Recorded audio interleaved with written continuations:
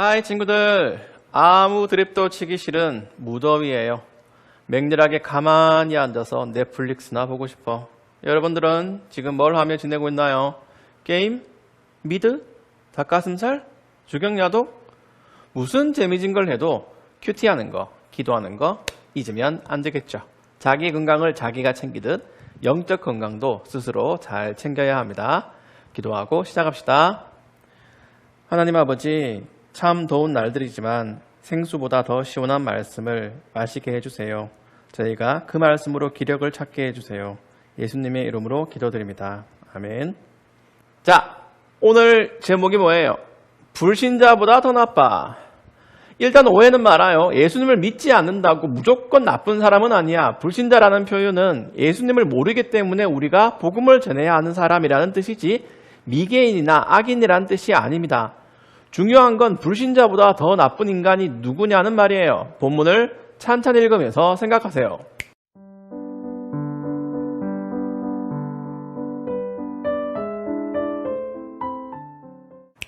자, 1문단과 2문단을 먼저 나눕시다.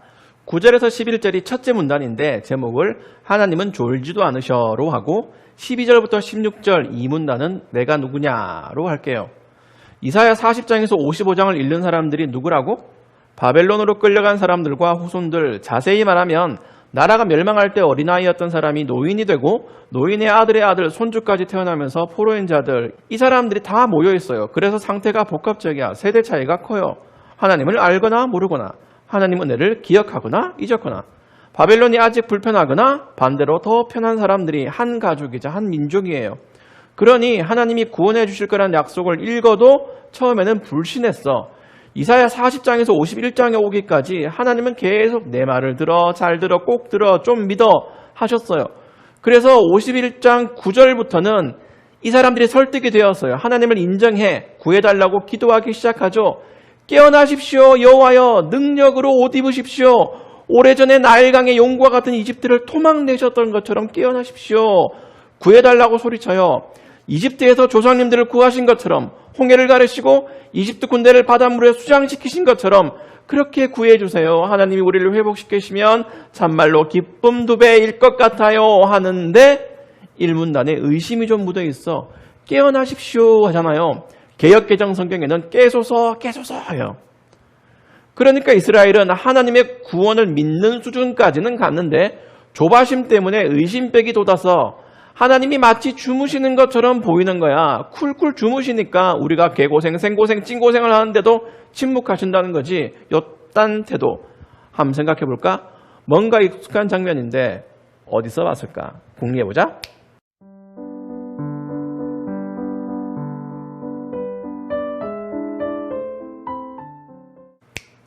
여러분, 우리도 하나님이 위대하시다는 걸 알고 믿어요. 그럼에도 흐릿하게 위대하시다고 인정해요.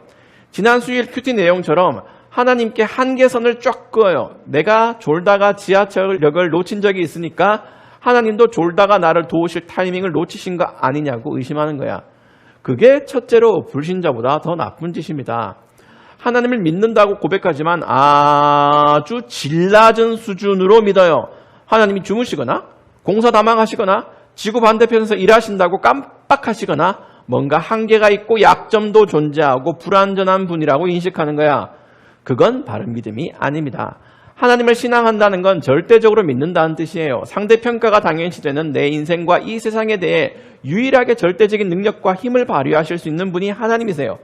세상의 유일한 신, 만물을 창조하셨으니 뒤집어 엎어 파괴하실 수도 있는 절대자, 하지만 그 능력을 나를 위해 오롯이 사용하시는 그분이 여호와 하나님이세요. 그러니까 하나님이 낮잠 주무신다고 세상이 이 모양이고 내 인생이 누추하다고 생각하지 마세요. 9절에 깨어나십시오 여호와여, 이건 에어컨 선풍기 아래에서 웅변조로 읽는 텍스트가 아닙니다. 나름 진지해, 절박해. 아무리 생각해도 하나님밖에 탈출구가 없어. 그러나 마음 한구석에 의심이 곰팡이처럼 새파랗게 빛나고 있지. 마치 페루나 같아. 부모님한테 아빠, 엄마라고 부르면서 이거 못하죠? 돈 없지? 내 인생에 도움 안 되지? 인정? 인정? 이러면 기분 좋으시겠냐? 엄빠는 한계가 있겠지만 하나님은 한계도 한도도 없는 분이세요. 그러니까 불신자보다 못한 수준으로 믿는다고 하지 맙시다. 이렇게 의심병이 중증 상태인 이스라엘에게 하나님이 하시는 말씀이 이 문단입니다. 여기서 하나님은 두 가지를 강조하시는데요. 그걸 찾아볼래요? 12절부터 16절을 톱파보세요.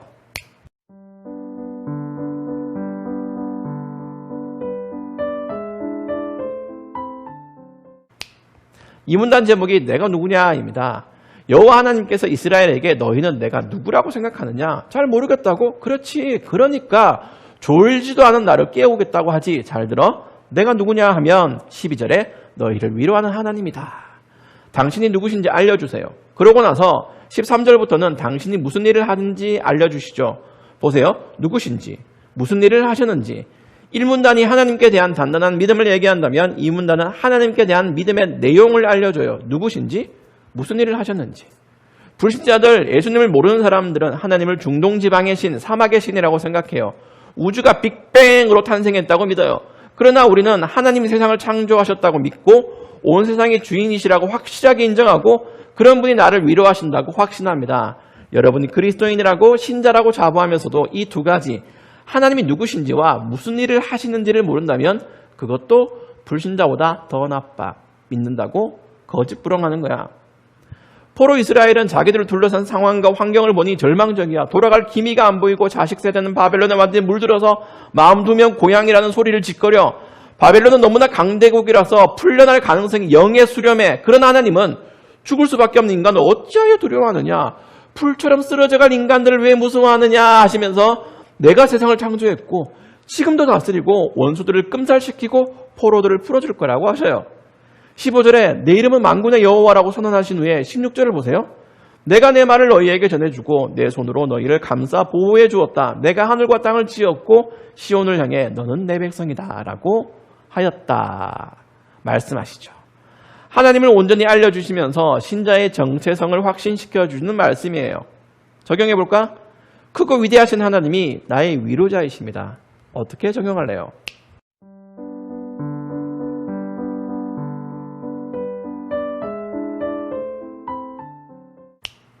여러분, 하나님의 약속은 맹목적이지 않아요. 비상식적이거나 황당하지 않아요. 하나님의 살아계심과 어떻게 행하심 때문에 확실하고 선명한 겁니다. 그래서 믿음을 든든히 하려면 하나님을 단단히 알아야 돼요. 불신자들보다 못한 지식 수준으로 하나님을 안다고 믿는다고 하지 마세요. 적어보세요. 하나님이 어떤 분이신지, 그리고 어떤 일을 하셨는지 성경책에, 큐티책에, 스마트폰 메모장에 또박또박 작성해보세요. 그 내용들이 더 많아질수록 미래에 대한 두려움도 사라질 겁니다. 왜냐? 기억은 곧 미래의 단서이니까. 하나님을 알면 알수록 신자인 여러분의 믿음이 더 강해지기를 바랍니다. 기도할게요. 하나님, 말씀을 알려주셔서 감사해요. 나 자신을 보지 않고 주변을 보지 않고 하나님만 보면서 또 기억하면서 용감하게 살도록 해주세요. 예수님의 이름으로 기도드립니다. 아멘. 여러분, 무더위 가운데 잘 지내고요. 우리 다음 큐티 시간에 다시 만납시다.